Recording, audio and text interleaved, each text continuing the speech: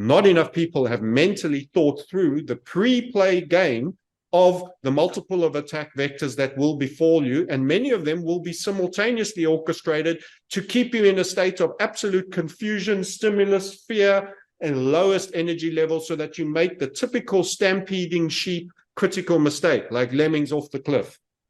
And my goal and game in life is to tell you that that's going to happen, to get you to pre-plan for it, to think it through, and to have all the aspects that you require in your reset for surviving that attack vector. I want to get you over the other side. And the golden arch on the financial and your balance sheet and net worth, so that you can carry something over, is gold.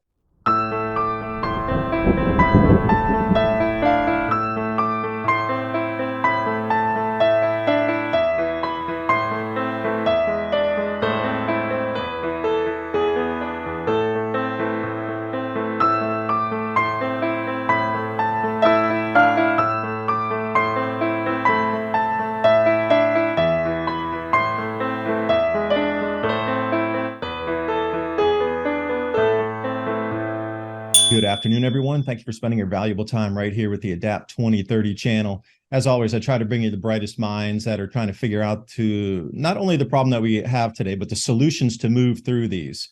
Seems that they're cyclical. If we go back from the Roman era up to today, it seems that there's these cycles that enter and then exit and then enter and exit. And they're always revolved around food, economy, population migration, and the way that governments oversee citizens. And we see that trajectory through time here. And we're at it again. We're at another pivotal cycle juncture. So I have with me today Francis Hunt from The Market Sniper, and you can check out the work there, themarketsniper.com, method, mindset, and market. And during this time, the mindset's going to be really one of the most important things. You're either going to lose it or you're going to shift and pivot on a dime, and using your mind to know that you can continue to move through this versus getting stuck in that corner out of fear. That's going to be one of the most important things. Now, Francis was asking, put a call out there. What are we overlooking in this? And can we really explain why the reset's occurring now? So I reached out and I said, hey, I have this ozone depletion event thing, grand solar minimum, low solar activity affecting crop yields. And it seems like everything's pointing to food now with it is John Kerry saying that we need to reduce American farms because of nitrogen and CO2. What they did with the Dutch farmers, it's not going to stop. It's not. So how do we now move through this knowing that they may confiscate gold and silver? How does the CBDC play in if you can't pay your property taxes?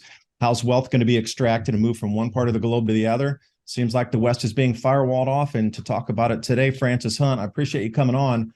And we talked a little bit before we got on the interview here, this engineered financial crisis. Like, how does, just come at it from a super simple wide view here. Engineered financial crisis, you can see it happening clear as day. So how does one protect oneself here as food prices continue to rise and everything else along with it, interest rates and just daily prices come into this really hyperinflationary, or maybe hyperinflation is the wrong word to use. I'm thinking more Venezuela, Zimbabwe type, but elevated inflation rates for everything that you can buy, consume in your life. And I'll leave it there. Thanks for joining me. Well, firstly, great to be with you. And yeah, that's a great intro. And there's a lot of things. So when sorting out, rationality is the best tool to retain. And with regards to, you also made mention of maintaining mindset. I'm going to actually, then right at the beginning, I'm going to deal with some dark things and I'm going to come to pretty dark conclusions.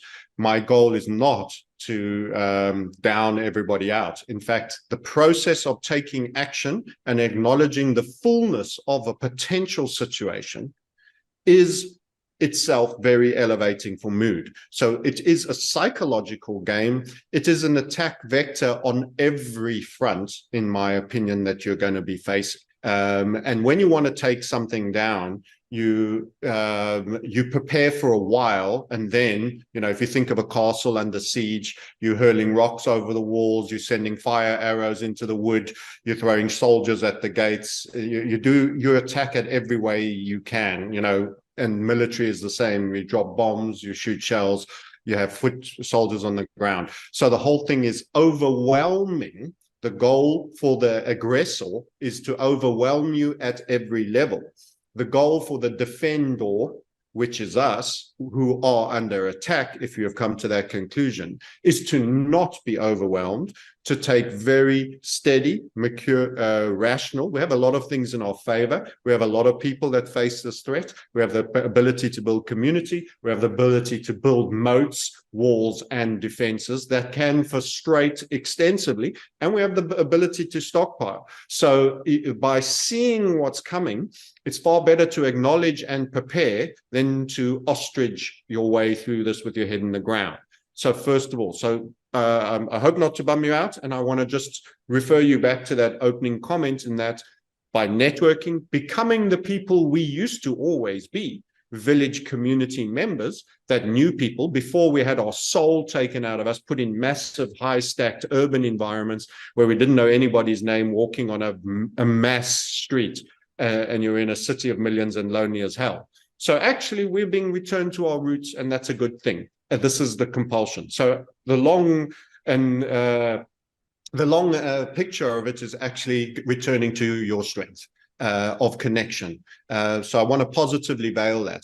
So the attack vectors. The attack vectors are going to be psychological. We're seeing this with the cultural inversion. They create outrage. This is a cultural war that is being funded by a select group of people that are pushing it. This is to frustrate you. This is to help perpetuate that cycles are inherent and every society has to decline. That's actually a falsehood. There is a thread that runs through all of these, and these are manufactured. There's nothing stopping you from having 1,000 years of amazing peace if you didn't have this parasitic element that are enforcing cycles and entrenching and ratcheting up their level of power and dominance over you with each successive cycle.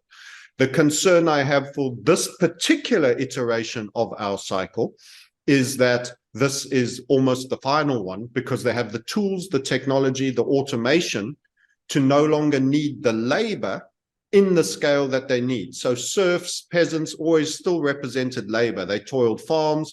At least you were viewed coldly as at least a taxation stream and a certain amount of wheat being plowed, a certain amount of harvesting. If you killed all your labor as a landlord, you ended up having to, grow your own food. And that's not their goal. It's a leisure class. This, as you mentioned, I refer to it as the opulent classes and the peasantry. We are going to go very binary in terms of wealth. Everything the central banking cartel has done has absolutely hollowed out the Gini curve.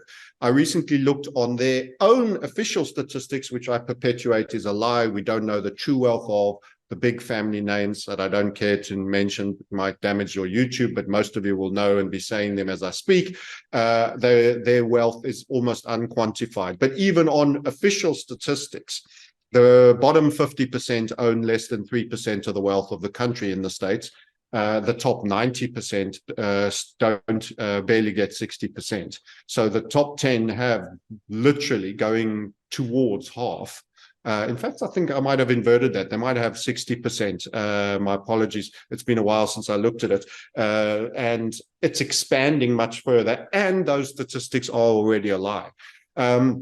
When you know, so to coin a great phrase of an American writer that many respected, The 7 Effective Habits of Highly Effective People, Stephen Covey, when you start with the end in mind, you then work back for each of the milestones that you must achieve for achieving something.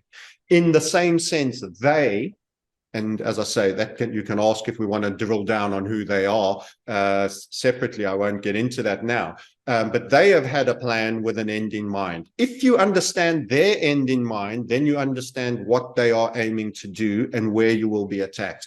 And my overall simplistic take, because I'm already, it's a long form answer already, is that they're looking for what I would describe as a Bolshevik-based communism of a complete ruling class of opulence, and then a equal, in other words, leveled, you will own nothing, serfdom class, which will be maintained at a significantly lower level than is required, given that they are already reaching a point where automation, AI, and robotics could now replace a large amount of human-based labor, and even in the office jobs, coding, there's code generation, there's a lot of developments. And remember, the technology you get to access is probably a generation or two, at least possibly three, on what they currently have access to. So let me leave that as first response, and you can choose where you'd like me to drill down further.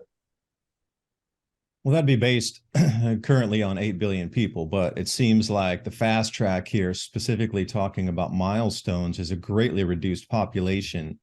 Now, not talking about the whole, well, I've been to the Georgia Guidestone, so it's written in stone literally. But if we're looking at solar activity and solar cycles and inbound magnetic field anomalies, that goes on with this expedited, ramped up milestones. Now, when I was following this in the beginning, around 2013, 14, I knew that we were coming into some sort of magnetic anomaly. Now, for those of you who haven't heard it before, in October of 2024, the four gas giants are going to line up in the outer solar system, and from the Earth, they're going to be perceived as a square from the Earth. Now, our sun is going to step down a little bit more magnetically. The electromagnetic field of our planet's affected, and that's why the cloud cells and jet streams are moving into different locations.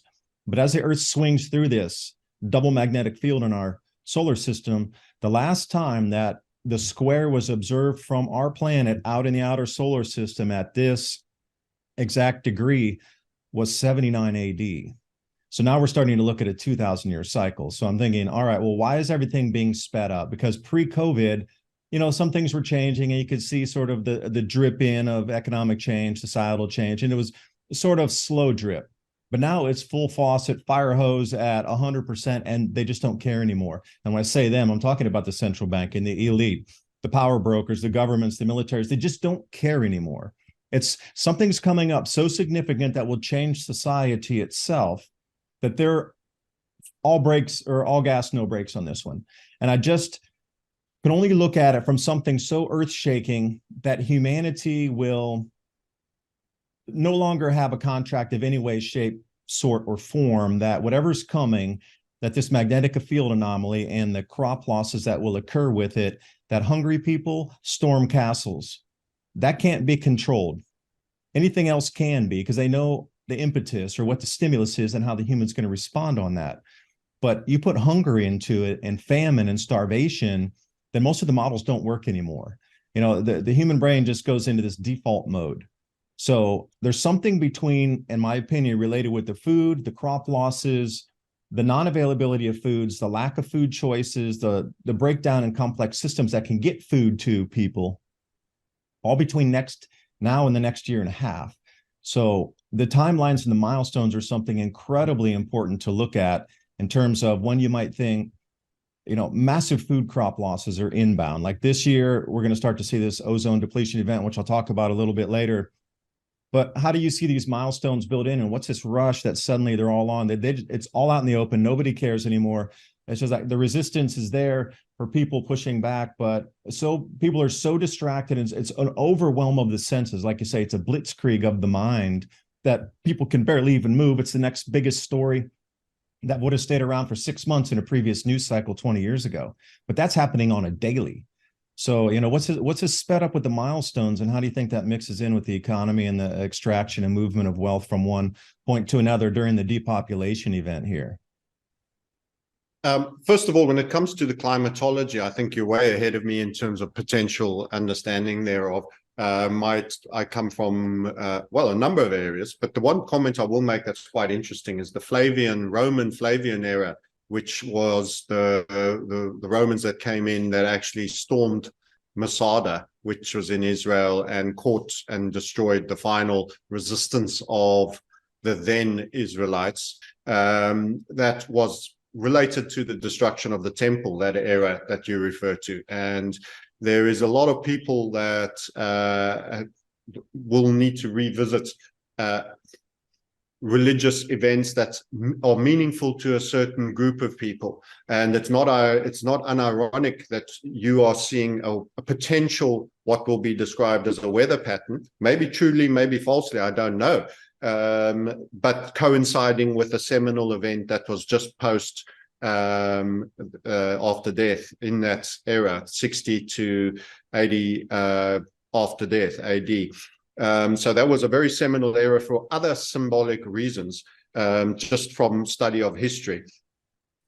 Going back to what my overall comment on this is that if you take all the details that are coming out, I don't believe in excessive amounts of coincidences. So if you look at Rockefeller, Bill Gates, a bunch of other people, even Boris Johnson, that's recently stood down in the UK, his father, a variety of other people, World Economic Forum people, there's a common strand of eugenicism and an inherent assessment that there's too many people on the planet. In other words, there's also talk of useless eaters coming out of Kissinger. Some of this is strongly denied. I consider it's not true until it's been officially denied. So the fact that it needed to be denied probably means that it was said. You take that. You take something that's seemingly unrelated, but is a consultant to the military-industrial complex, such as the Deagle statistics, that, as your audience is going to be predominantly US, we have also a strong US audience, predicts the better part of 67% decimation, a sub 100 million. You're talking about an 80, 90 million number in a country that currently holds in excess of 300 million people. That is bad odds of survival. You look at the UK and they were almost at 90% decimation on what is a small, quite densely packed island. In terms of that. So how do you, as a consultant to the military-industrial complex that happens to be targeting out to the year 2025, that's a very interesting year, and I'll refer back to that. I'll just leave that thread open for now. That there's going to be such Western decimations in the provision of this particular weaponry. So you have, as a consequence of this, statistics which are pointing to particularly a Western Anglo-Saxon English-speaking. So I'd describe it as the legacy Commonwealth and North America. So that's and Europe. So you're talking about Europe specifically. You're talking about the UK through New Zealand, Australia, and then you're talking Canada and America. They are probably the worst hit zonally, and this represents the mass middle class. And you come to a conclusion that we're actually all pawns in an ideology that is being played out over here. There's too many coincidences. There's too many things that actually have quite a foreboding eminence. So there is a real parasitic and a real attack vector that is specific to certain people. And you should ignore these things at your peril, because the rumbling in the waters, as they say, there's something worrying me in the water, should not be ignored. The instinct, too many coincidences. I can list many more. Some of them will drop into the forefront of my mind. So the point then goes, okay, I've made everybody nervous by this fact. Well, if the Viking longboats are showing up on the shore, don't stand on your, be on your knees praying. And I'm aware many people will be religious. It's far more useful. One of the most useful religious sayings is God helps those who help themselves. Get digging your trenches, get digging your defenses, get planning, get organizing. And this gives you a raison d'etre, as the French say, a motive of existence. This will see you become leaders. Many people that have been idle all their life, if they can suddenly conceptually grasp this, you will find meaning in your life. There is good that comes out of evil in many systems. So recognize the challenge, respond to the challenge, and get organized, and recognize also that they have unbelievable resources, and never underestimate your enemy. I'm in a group of people that often say, oh, but they'll never pull that off. We won't go for it. They'll never pull that. We'll vote them out. You will not vote yourself freedom, my friends. They control those systems. It's not just the financial. I come from the financial, the technical, the charting side. I intend to build wealth with their system that they've created, but at the same time to disengage from it in the long run with legacy money, which is not currency but gold and silver, but also defend it and build community. So this is the resets. This is the reset of our logo. We have the market sniper, where we follow truth, which is the money, not what they say but what they do. The crypto, the role that's going to play in our future open source banking and surveillance finance era. And then the reset sniper, which is exactly where you're prepared. You've got an amazing piece of land, and you've got some space. You're out of the urban environment into what's more rural. We have to continue to do that, but we have to get organized, because there's robots coming. You could stumble into a Terminator set at some point as well. I don't want to be melodramatic. It's not going to happen in 1 minute, 1 week, or 1 day. We have plenty of time, but we do have to get organized. Yeah, and that's a whole misnomer, is people are trying to plan for today when we really need to step ahead and start planning for the next world. I get a lot of people right in like, how do we take our country back? How do we take this back? Well, I'm sorry, it's lost. It's not coming back in its form that you remember it in the nostalgia of your brain. We're long past that. We need to move into what's being formed in that new system and how to integrate into that, whether it be AI, whether it be a new economy, whether it be digital rationing cards to access food for those who are unprepared, whatever it is in the future. That's where you need to step into and be thinking about that. That whole thing back there, you're looking in the rearview mirror of something that you can't really bring back to life again. But you hit, when you said the worst hit, brought a thought to me here. Back to the magnetic field anomaly. So if you look at our solar system, and we have the sun, and then the earth will pass through the 4 gas giants in some sort of magnetic anomaly. A lot of people think it will disturb the magnetic hemispheres of our brain, and the human, the Homo sapiens sapien, will behave differently or think differently or perceive reality differently. And that's why there's so much distraction right now. So when we swing through this thing, however long the event lasts, up to it, during, and then out of it, there'll be something already pre-prepared for the mind to let you, precognition of what you're about to see or experience is built into what we're seeing with the narratives. But that aside, as just solar dynamics, as you come around, the Earth's going to come in front of the sun. There'll be the sun and all the magnetic gas giants behind us. So whatever, for those months in April of 2025 through, say, August of 2025, the Earth will be in front of the sun by itself. Nothing, not even AC. Mercury will be behind us. There will be nothing in the entire solar system except all the magnetic giants and the sun tugging everything that could possibly come in terms of space debris right into the face of the planet for about 6 months in 2025. April, it begins. And when you said worst hit, it kind of reminded me of that. I'm fascinated by your very interesting, and I take it as well-researched science. And I'm interested that it also has 2025 as a year date. It is the end of the Aquarius age. Just by the by, as an interesting point, I can find actually this very page and I'll show it to you. But the Aquarius, in terms of Masonic and many of the things that are very, very tied to the zodiac, I'm not a guy who goes and decides what day he's going to have because of what somebody who reads my cards does at all. I think you are the master of your own destiny.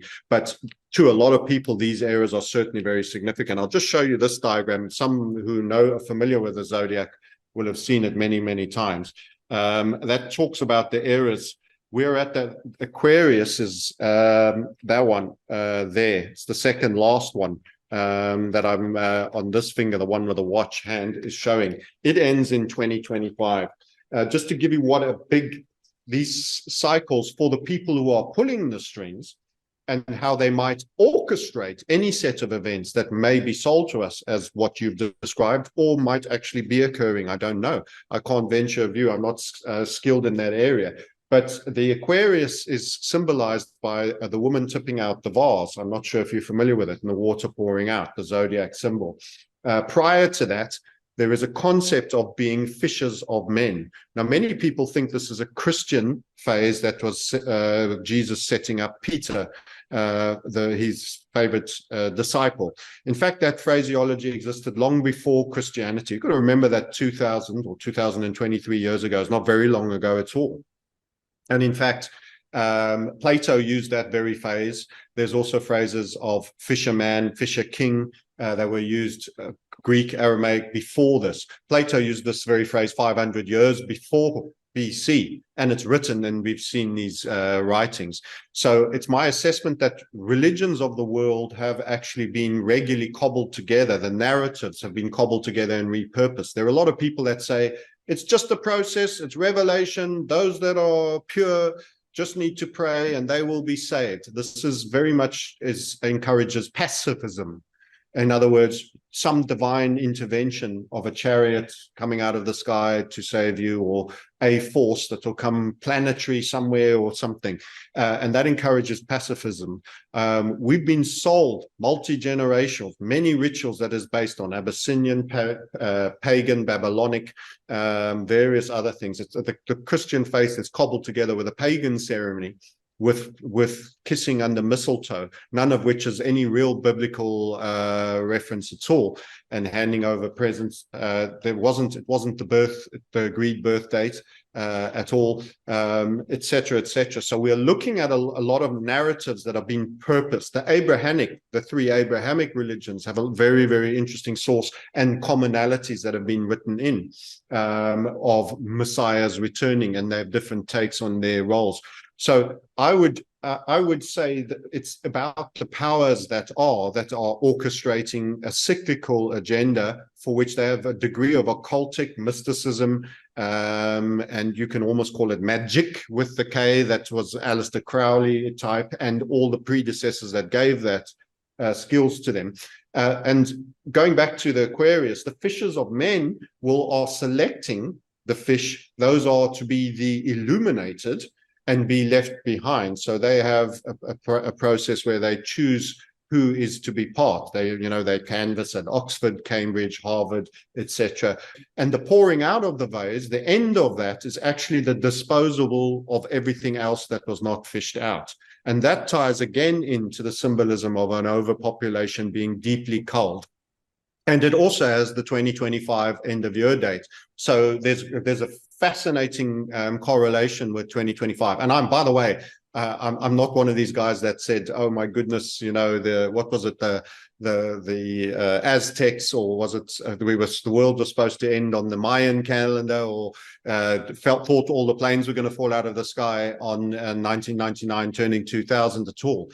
I'm not a part of any doomsday cult, but I am noticing coincidences specifically with this, and I am seeing the world shifting in a manner that is appearing to be sympathetic by the orchestrators that are pulling the string. So we probably have 18 months of preparation before we're at the doorstep of 2025. And I think we have to have shown a lot for our labor and time, and every day matters and every day counts for your children, for your families, and preaching and your community building. So those would be some things that I would see. I don't see the debt system surviving much longer. So just on the technical side, we've had a 40-year bull market in bonds. To understand financial markets, just how the economics has to end, and this is going to be slightly more economic discussion, we've had a 40-year boom in bonds. In other words, debt markets. Now, debt and money, not everybody is economic. So money is borrowed into existence. If I take a loan to buy a car, it's not somebody else's savings. You're encouraged to think that. It's not true. They are continuing to proliferate. A bank is an intermediary with a central bank that actually has a license to create money out of thin air that I can go purchase something. In other words, they are trading in credits in a computer binary system that I now owe, and they then attach an usury extraction mechanism, which is the interest rate, that sees me actually have to generate more credits to pay for the fact that I wanted to consume today, and someone else, the bank, has created this money. So there's a reward system, which is the interest rate environment. We've continued to see, since Faulkner, who was the head of the Fed in the 80s, which was the last time the gold truly had a reasonable run, and silver was $50 back then, and it was a different dollar that bought you a whole bunch more than it is today. Let's just reiterate. Silver and gold had the huge run of the 80s. Since then, we've been in a technical decline. The events of March 2020, this is the story nobody talks about. Everybody understood the dot-com boom. Everybody understood the dot-com boom. Very few people understood that we actually had another bank bailout in March 2020, and you had a blow-off in valuations of debt. So I am getting up the debt chart while I'm speaking to you. The blow-off in the valuations of debt is when such a low interest rate was being paid for being an owner of a debt instrument. And don't forget, the money is devaluing at the accepted inflation rate. So I'm going to just share a small chart just to make this a little bit visual for everybody so that they can understand cycles. We have had a 40-year period of devaluation in inflationary devaluation. So since the 80s, this is the United States 30-year yield. The interest rates have just gone down, down, down, and down. And this is a log scale chart, so it's percentage rather than absolute value. I want to truly highlight, when you get to very low rates, the percentage moves. If you go from 0.5 to 1, it's only 0.5, but it's actually a doubling in the rates. So I want everybody to appreciate that, and that's why we have it as a percentage rate. I'm just looking for my tool here. Sorry, 1 second. Can I ask you a quick question about that? Sure.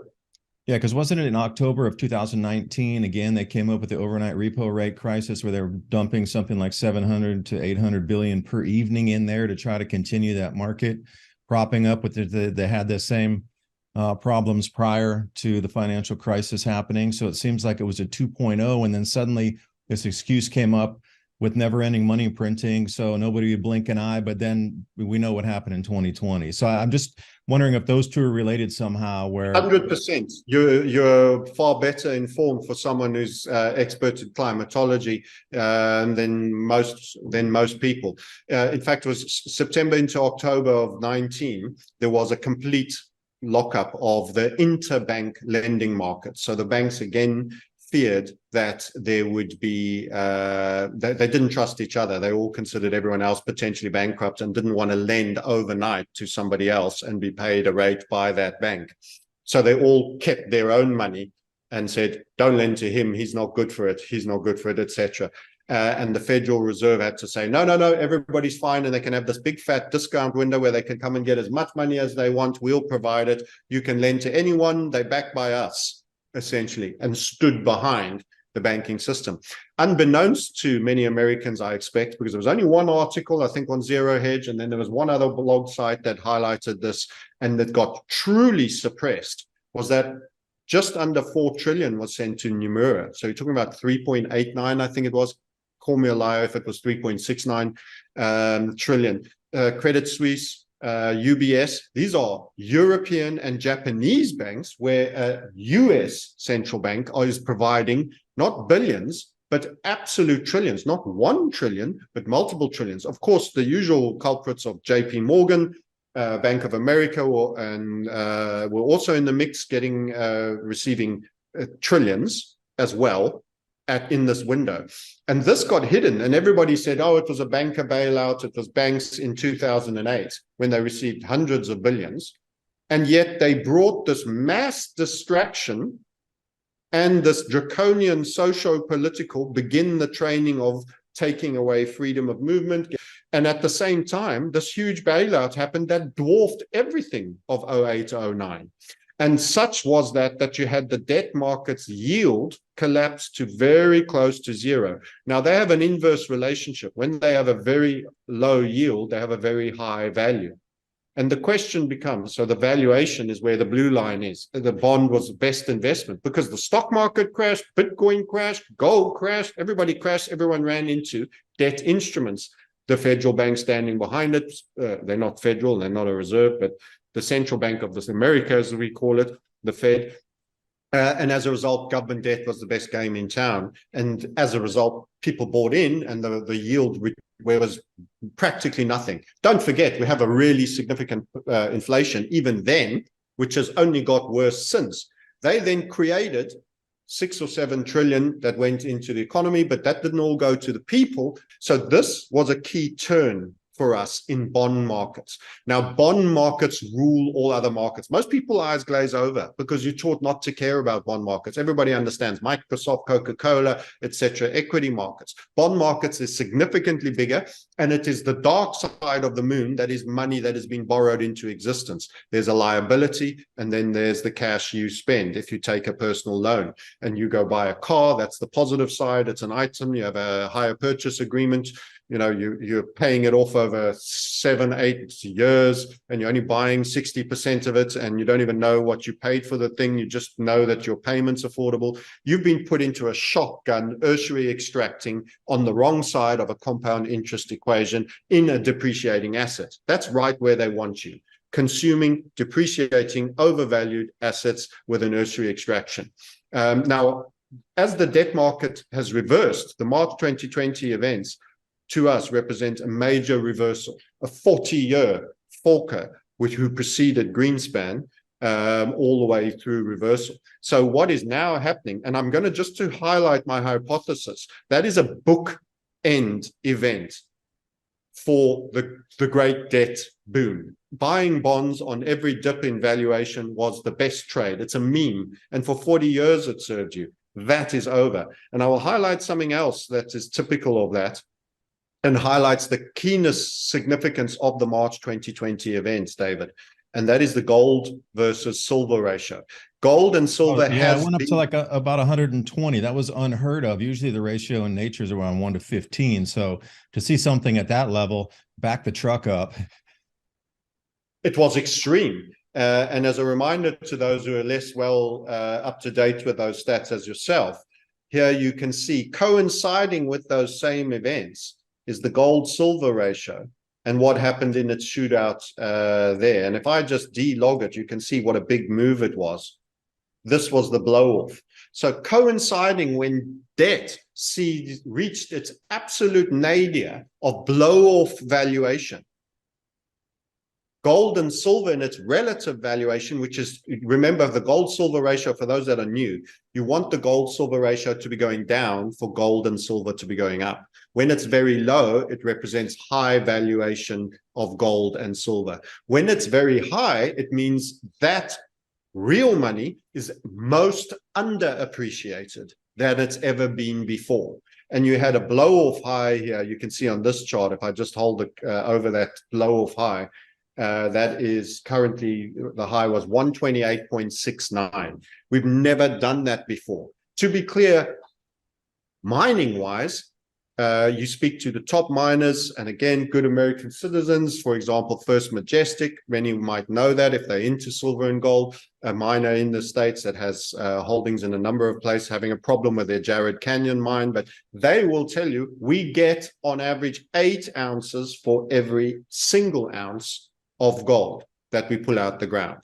So silver mines are exceedingly rare because it's so low the price in silver that it's generally, unless you're getting an absolute unbelievable vein, it's not economically viable. Silver is generally being brought to the surface as a byproduct. The copper and other things are the primary product. And while we're down here and we've already spent all the money for breaking all the rocks and being half a mile under the ground, there's this other thing lying around. It's kind of useful. Take it while we're down there.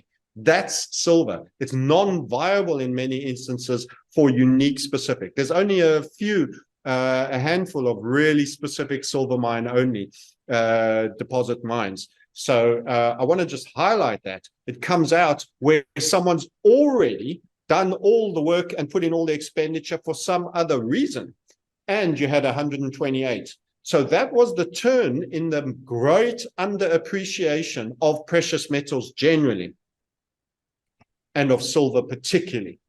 And since then, it's our express opinion that you're in a massive head and shoulders. So I put a whole bunch of lines in here. It's a very busy chart. It will confuse a lot of people that aren't into charting, but a head and shoulders is a very simple pattern, and patterns have a habit of reforming where you get a blow-off event. So you should be thinking, this is the dot-com boom that no one spoke about, the gold-silver ratio and the debt markets that occurred, that once you've had such an extremity, it's very typical in price behavior that you move aggressively in the other way.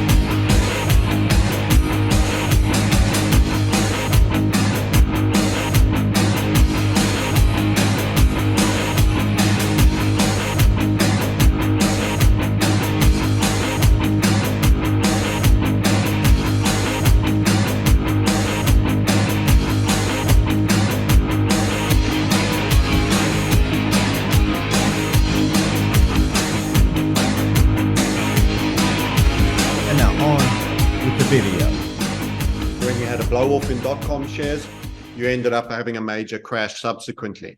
And a blow off is when you have very high volatility, extreme moves in a very short time. The final people can't bear not to be in and hearing about their friends who've made 5 times their money on boo.com or pets.com, or maybe one of the survivors like Amazon, etc. And then it ends. The dumb money enters and then it ends. And this was the dumb money entering into the debt markets and ignoring and dissing and disrespecting the real legacy money that actually isn't for 3,000 or 5,000 years. I just interviewed Michael Tellinger, who's in Southern Africa and Zimbabwe, and says before organized agriculture, people in Southern Africa were mining gold. So they had rocks and worship and interesting rituals and all sorts of things, and they would not yet have the wheel. They did not yet have organized agriculture for food, but they were mining and electing to collect gold. So gold has a mystique. Even in these Masonic books that I've shown you, this particular work that I'm working through in the Seeding of Religions, it's a gentleman by the name of Alan Watt, Piercing the Veil.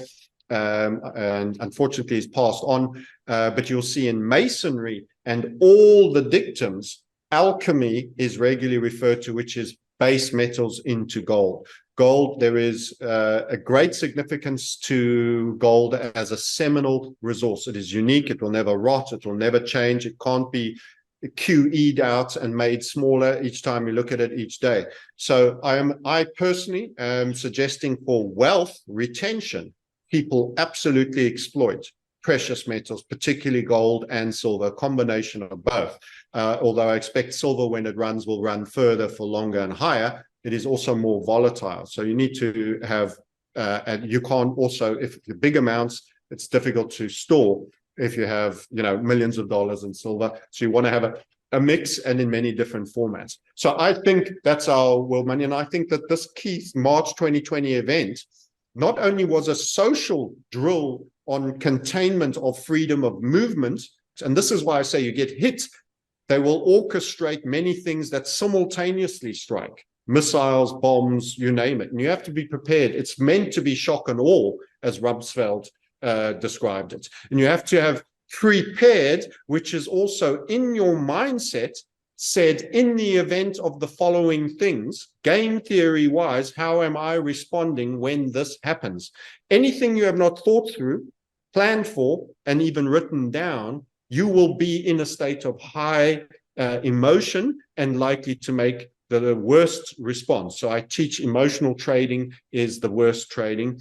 It's chasing the pump. Those are the guys running in the top. I teach planning your goal and letting the market do whatever it's going to do with a tight stop and an expansive reward, only where those strategies are good in low volatility moments. And as a result, that's what you need to do. Trading is a microcosm of life. Everything we do is a microcosm of life. Not enough people have mentally thought through the pre-play game of the multiple of attack vectors that will befall you, and many of them will be simultaneously orchestrated to keep you in a state of absolute confusion, stimulus, fear, and lowest energy level, so that you make the typical stampeding sheep critical mistake, like lemmings off the cliff. And my goal and game in life is to tell you that that's going to happen, to get you to pre-plan for it, to think it through, and to have all the aspects that you require in your reset for surviving that attack vector. I want to get you over the other side. And the golden arch on the financial and your balance sheet and net worth, so that you can carry something over, is gold. The old rickety iron horse railway line to the new modern monorail, that is gold. You also have to personally survive as well. But in terms of the financial and economic, precious metals will be one of the most important roles. And the CBDs and the Bitcoins and of this world, they are digital and they control the grid. They control the surveillance of the grid. And while I am participating in them to a degree, they will be falling under the auspices entirely of the control structure that I consider as our enemy. And anyway, that's quite a long monologue to you there. So I hope that helps. And I don't know if there's anything you want me to unpack or drill down on further. Well, I'll throw an idea out. If you look back at your charts there of look at Aquarius, what's the sign that you see there on the page? It looks electrical. And that's what's talked about, the frequency change during this time. Aquarius is a much faster moving energy. So you understand vibratory fields. So an old system that's heavy and iron-like can't exist in a new vibratory pattern that's moving faster. So why is it that CBDCs have suddenly come out?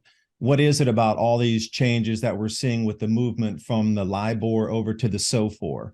Why is that all happening right now when the energies are actually literally faster and faster and faster on the daily? That symbol right there of Aquarius actually shows you it's an energetic symbol and change. Now, I like to look at star maps going back into, the 1600s. I'm a fan of maps. If I can find older maps going back into, 1500s, 1400s, I'm all over that. But one thing that you find routinely in star charts and star maps from the 1600s, 1500s, into the late 1700s, the only one area that shows from a constellation, they show sort of a river coming out of that ends up over into Pisces. That is an energetic flow. Think of it as a current through space. Now think of that current. And if you understood the cycle of amplification and then lower voltage charge or increasing voltage charge and how that would affect not only the planet, but the people or the species on the planet. Now, why is all this happening in conjunction right now is more the question. And, the LIBOR SOFR conversion, how much is that going to upset the interest market, the debt market, any contracts written? How do you take those contracts that were previously written on the LIBOR rates and then move them over to the SOFR rates if there's some sort of backstop and there's an arbitrage of what, 0.11 on that, what they're trying to talk about in some of these charts that I've seen? Like how many trillions of dollars is going to be lost because it was at 600 trillion is over that needs to be converted through the system? Or even they're talking about converting 200 trillion in the next month or so. I mean, these movements of energy so fast that the Aquarian energies are all about come right back into the markets. Now, will that allow us to grow food faster? Will that allow communities to form faster? Will that, like charges where atoms slam together, speaking of gold and silver in veins, will that draw people to communities because of like mind and like charge, like thinking? Because a vibratory pattern is brought back to itself again. They attract each other. And again, the repel effect is also in play there, magnetism, if you're looking at it. So I just wondered what you thought about the LIBOR and the SOFR moving forward. And that's all at the end of this month, I do believe, at the end of June coming up. Any thoughts on that and how that might play out into the expediting of the what I would call the engineered financial crisis, which I've heard you talk about a few times? I actually I've taken scant notice only of the conversion. I think that's a bit of a de-Londification because LIBOR stands for the London Interbank Lending Rate, essentially. And that's kind of onboarding it back into kind of more the States and set by the Fed. You may also recall that the debt markets got unruly since the March 2020. And in fact, Britain was particularly badly hit and had a situation where they couldn't make pension payments on their assets and had a liquidity shortfall. So these are people that have paid their whole lives for a pension that you're supposed to have had the money, and the debt markets weren't trading. No one wanted to buy the bonds, and the pension funds needed to sell bonds to make pension payroll, for want of a better phrase, the annuity payments that they've committed to contractually, and couldn't get a proper price for it because nobody wanted to buy the British debt.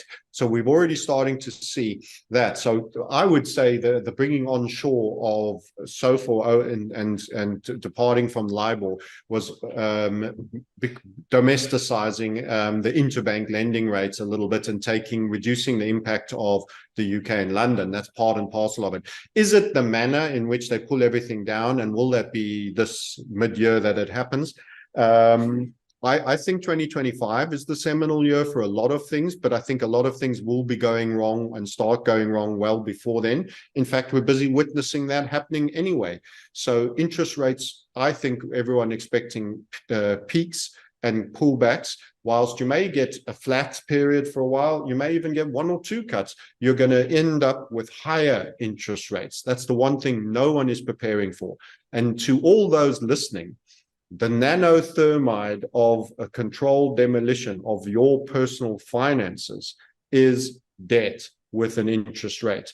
And they can, even if some people say, well, I have a fixed contract, I have a fixed rate on my home, or whatever the case may be, they might be able to, under a force majeure situation, force you into a variable rate. You don't know. Unfortunately, there's a big difference between morality and legality.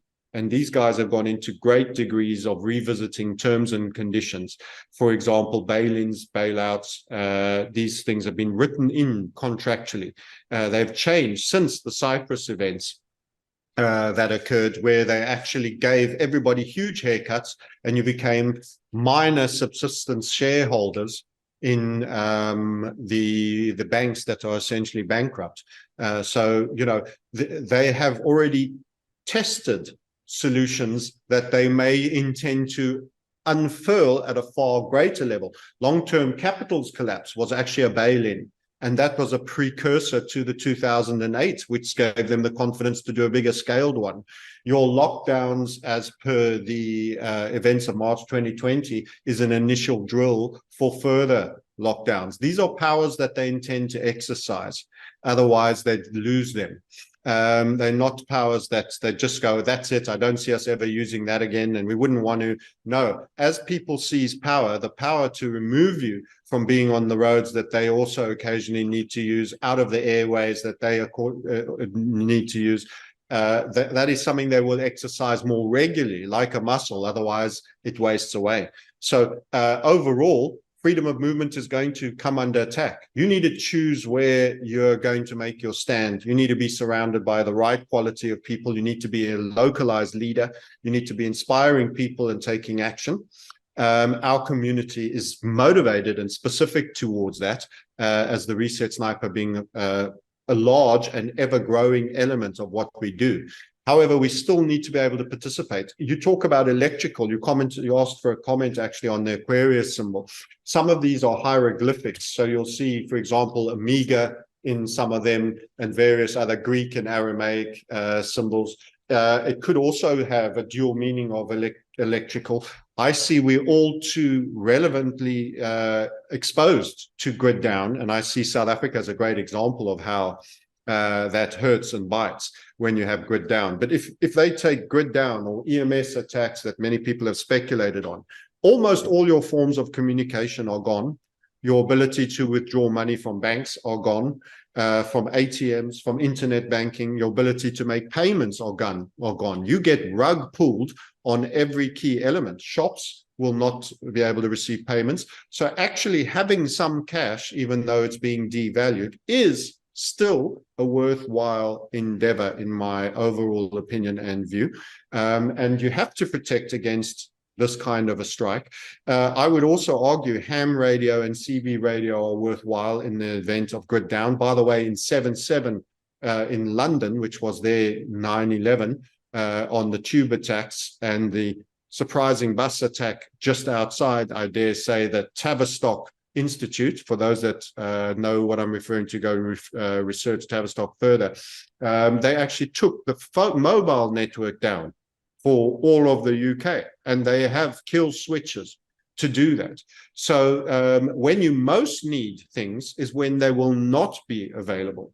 And that's when having silver ounces, gold, ham radio, CB radio, and even radio networks and towers can be knocked out. It's not going to be foolproof, but it'll be an extra option. They might come up more. And then when they do come on, you will have state broadcasting television that will be forming the narrative, which will almost invariably be the framing of the lie, or provoking you into a certain course of action, usually fear. So TV's main product is fear marketing. And coercion and mental manipulation. So as I say, you don't want to be relying on that. So you want a news network, you want to be networked on groups with people globally and certainly nationally in the States, so that different bits of information can flow. And they will want to cut those links so that you are as uninformed about what's going down as is possible and as confused. And you've got to do everything to resist that. And those are the preparations I feel people should make. And long-term food stocking, piling, and growing, localized aquaponics, home gardening, all of these things are going to be very, very important. Having your own land, and maybe also the vehicle inside which you own that land. You've got to remember, you need to use their weapons against them too. It's no coincidence that Tony Blair, Bill Clinton, all run foundations. Rockefeller Foundation, probably one of the original. These are how they protect their assets that they should be done. You can do it too. Your property should be owned in it, not individually. Death taxes, all sorts of things. You get more protection. We actually specialize in that for community members, and many of them American, and have make use of structures that we've helped set up. So there's the legalese. How are you structured? How are you set up for basic resources? How are you networked? And how exposed, and where are all the points of failure of those things given different scenarios? That's the game theory. We've been given 18 months to game theory for everything that can come our way. We're still going to miss some things, but you're going to be eminently more prepared anyway.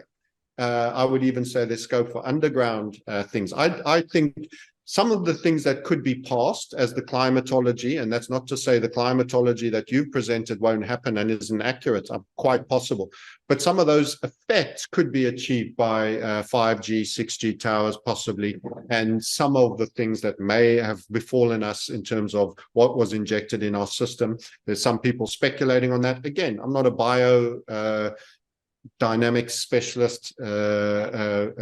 We can only guess. But there is something going on, and I don't feel these tighter wavelengths that are being proliferated around schools, urban environments, when we know the science has shown it has bad effects. These are not actions that are taken in the citizens' favor. These are actions that are being taken contrary to their own scientific evidence. Why would they do them? Because a higher goal is being served in terms of their agenda, not yours. And we are at war, but we are not at war with Russia. We're not at war. People have too much of a nation state framing. There is a transnational parasite that is inside all our countries, and it's going to be very hard to run away to one nation state that isn't to some degree permeated in the head by this. And they are going to attempt to trickle down all forms of agendas on us. And it is a part and parcel of a thinning of the population, in my opinion.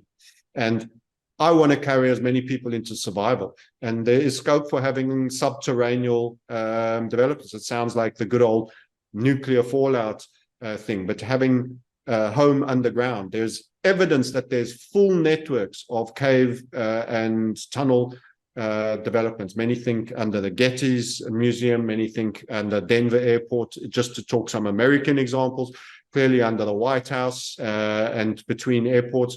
There are lots of whistleblowers that have given indications of this. So they could actually retreat subterraneanly, and the rest of us could be exposed to something quite hazardous that could take many forms, that could be solved as a climate event, or could actually be a climate event. I don't know.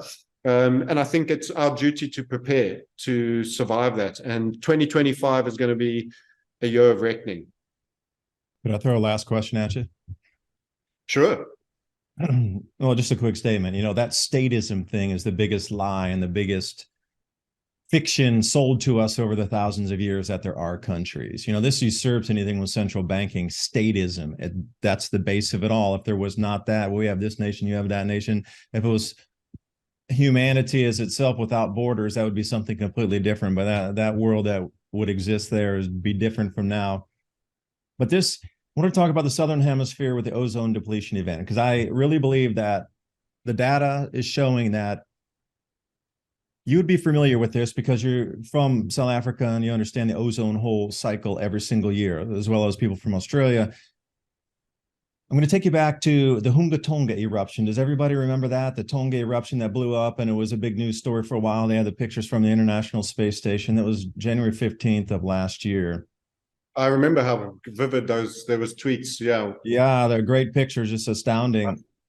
Well, this was a water vapor eruption, and it's very different from a land-based eruption that would shoot up ash and volcanic particles, sulfur dioxide, etc.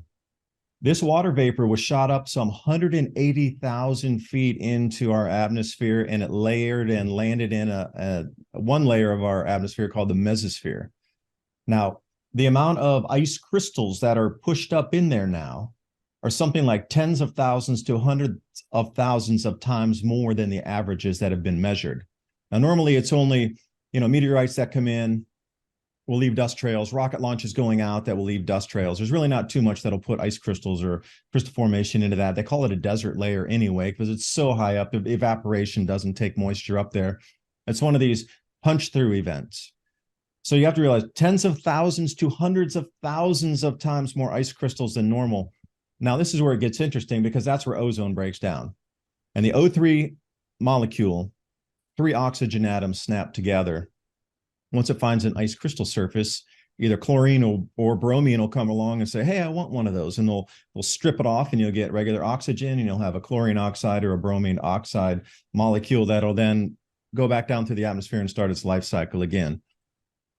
The thing about this is the runaway ozone depletion that's going to, and already is onsetting. That's why I sent you that one graphic there. That is of today. And it's been like this for at least the last 3 months. Now, the ozone hole really shouldn't onset until what? When do you think the deepest time is? When they're like, put on the sunscreen, you're going to fry outside. This also affects agriculture.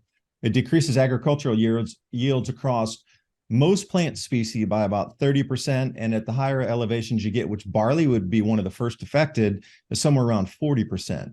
So if you just take an overall look and say, all right, all of the Southern Hemisphere's agriculture production is going to be reduced 20, I'll just say 20 instead of 30, 20%.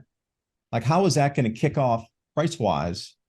Because it's this ice crystal, they're not going to come down for the next 1 or 2 years. It'll be about a 3-year event, and then we'll get the same exact pattern next year. The early onset of the ozone, the longer than usual, tapering out of that until the column refills itself. But plant life is going to be affected, along with insect life, sea life. Humans ourselves are going to be a lot more UVB radiation striking the ground during this time. So how's the news going to run with that as a fear event?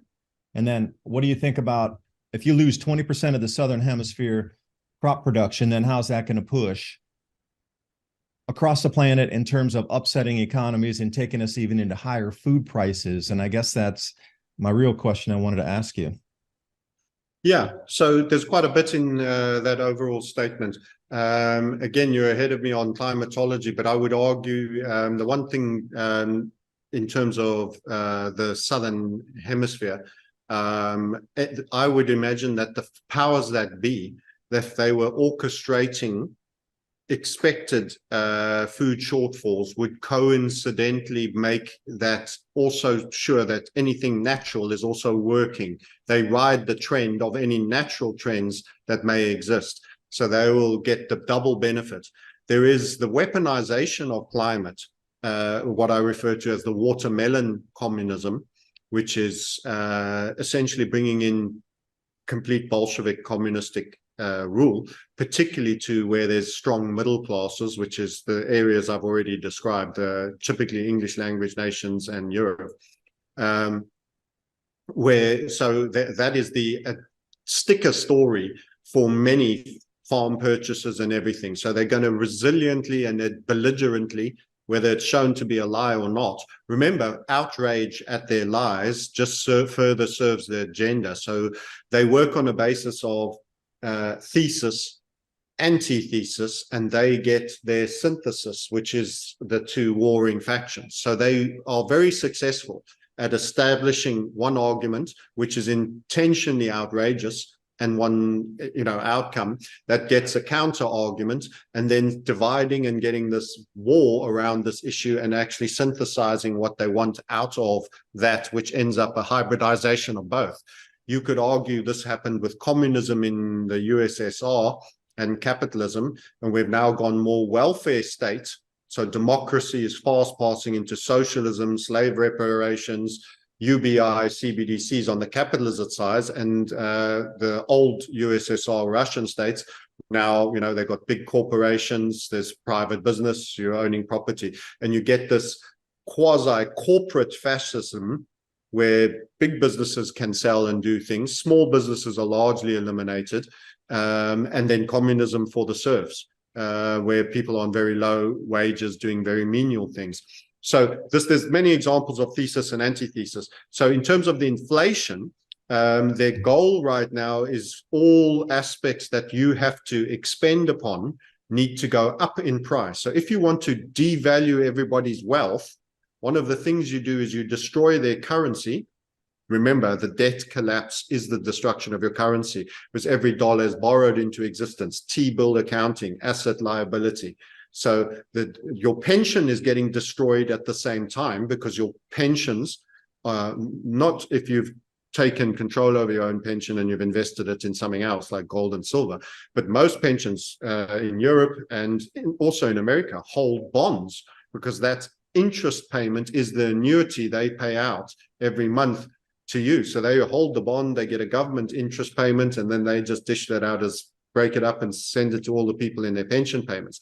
So the collapse of the currency will coincide with the death of debt, because they are one of the same. It's just the dark side of the moon and the bright side. If you kill the dark side, you've killed the moon.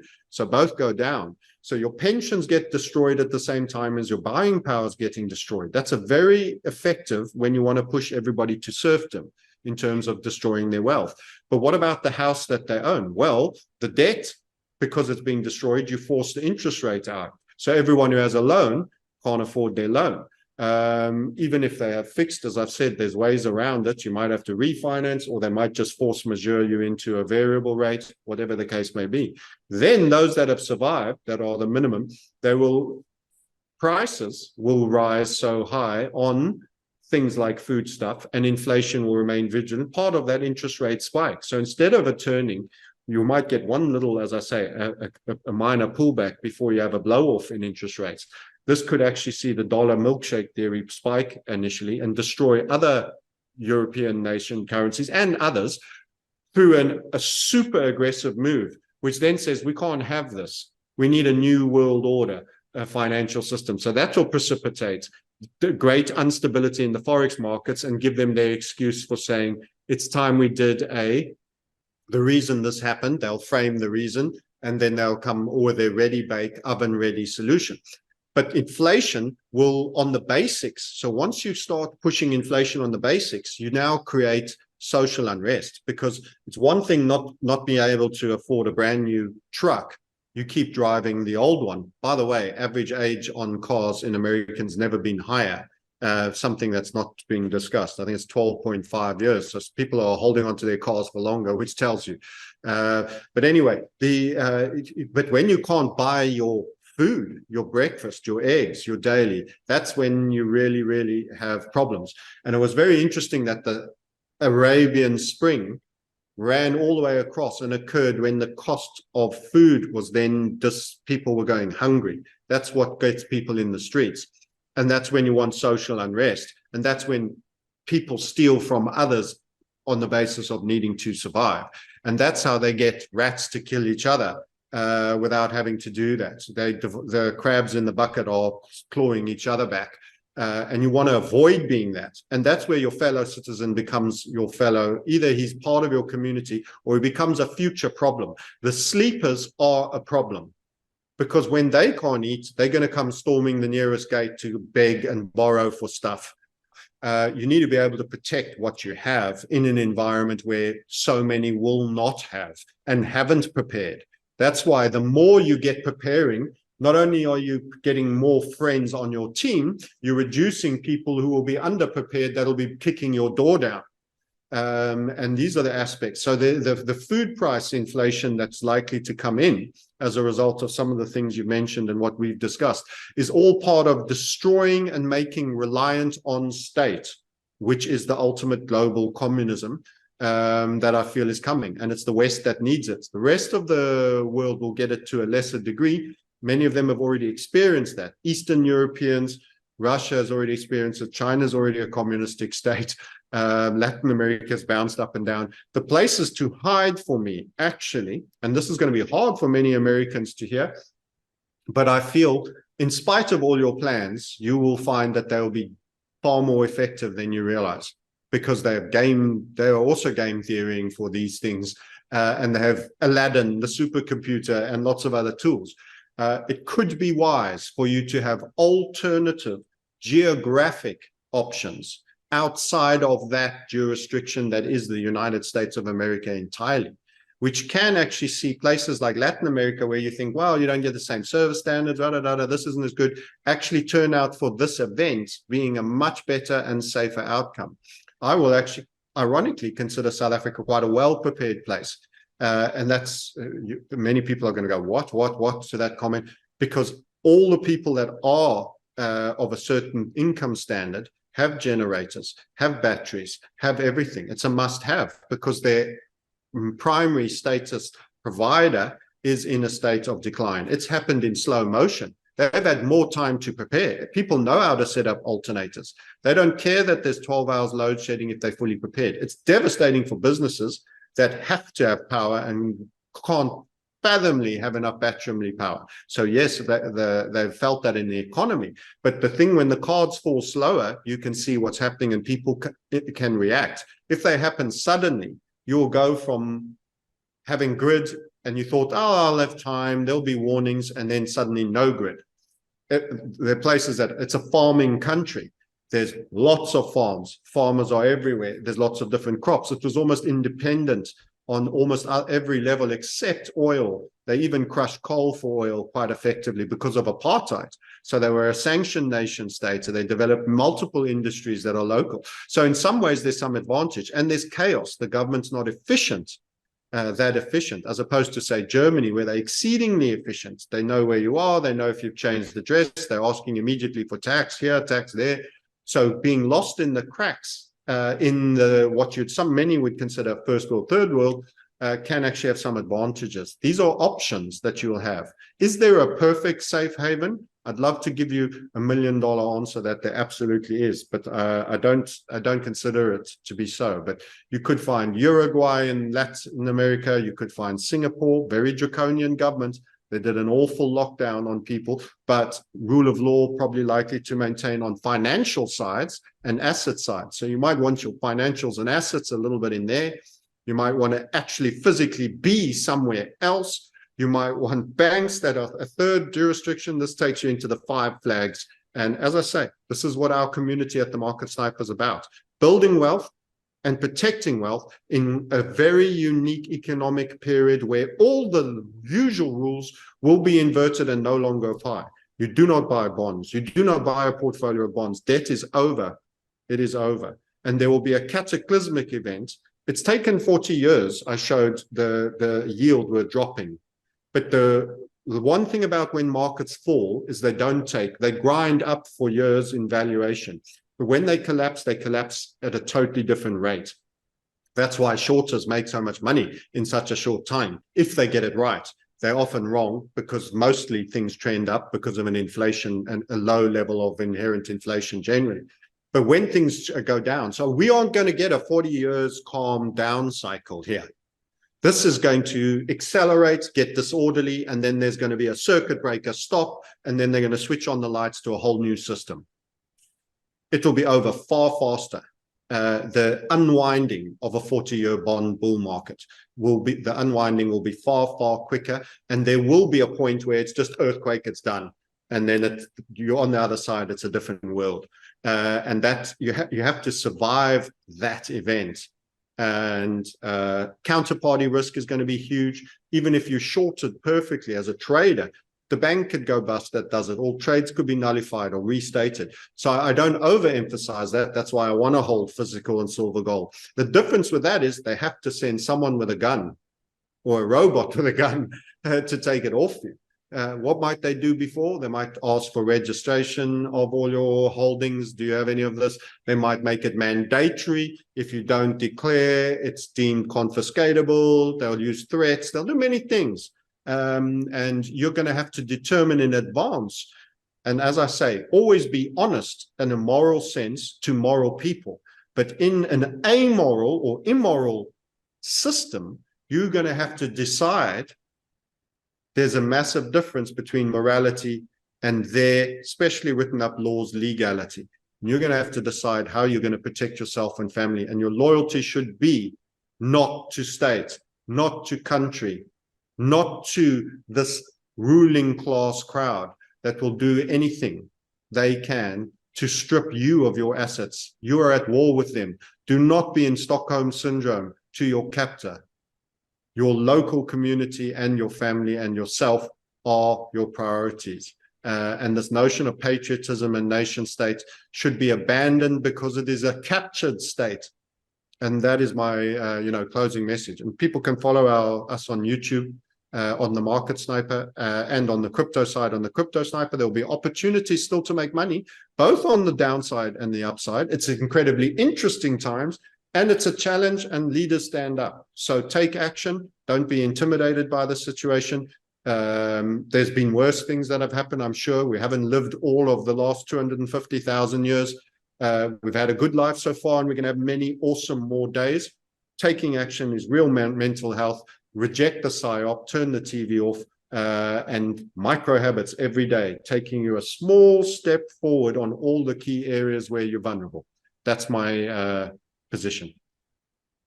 Well, it sounds like you need an exit strategy to cash in some of that gold and silver to pay off your house so you don't get roped into that force majeure. We've been talking with Francis Hunt here. Yeah, themarketsniper.com. I'll leave all the links in the description box below so you can have further conversations if you liked what you heard today. Francis, I appreciate you coming on. I was trying to, do a couple more roofs on the Rubik's Cube myself here to figure it out because, like I said, we're all in this together. So I'm just trying to throw my tiny section of natural events on how elite are going to try to run on top of that to get an outcome of some sort to push more control. So I do appreciate your time. Thank you so much. Absolutely. And good luck to everybody. Work hard, be focused, be positive, enjoy the challenge. It's an obstacle course. You've been given an obstacle course. You can either fall at the start line and weep, or you can work as a team and help each other over, and you're going to feel awesome on completing it. And life is a challenge, and it's what you achieve. Stand up, be leaders. It's awesome. In a weird way, it's also awesome, but it's going to be a lot of tragedy, a lot of pain in it. But you're chosen to live these times because you can handle it. Go and get busy. That's it. And check us out if you like what we say. Free YouTube, book a call, have a chat, anything you like. Thanks for having me on. I appreciate it, David. Bye for now.